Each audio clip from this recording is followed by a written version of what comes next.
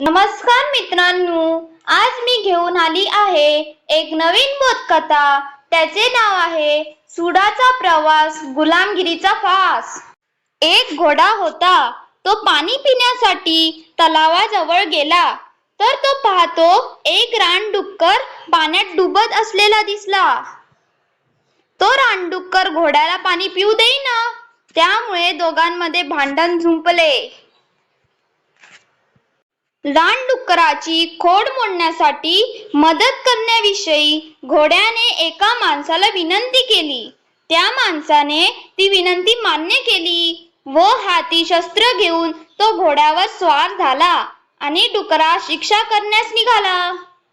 तलावाजवळ गेल्यावर माणसाने एक तीर सोडून डुकराचा तात्काळ प्राण घेतला।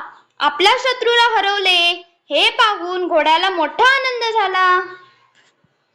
घोड्याने त्या माणसाचे आभार मानले व मला घरी जाण्यासाठी आज्ञा असावी असा म्हणाला।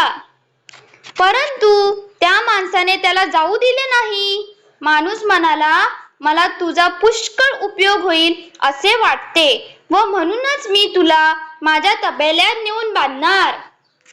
हे ऐकताच क्षुल्लक गोष्टीसाठी आपला स्वातंत्र्य गमावल्याबद्दल घोड्याला पश्चाताप होतो व घोडा रडू लागतो। तात्पर्य: अविचाराने नेहमी अनर्थ घडतो। समाप्त। तुम्हाला ही कथा कशी वाटली हे कमेंट करून सांगा। लाईक करा, शेअर करा आणि सबस्क्राईब करायला विसरू नका। धन्यवाद।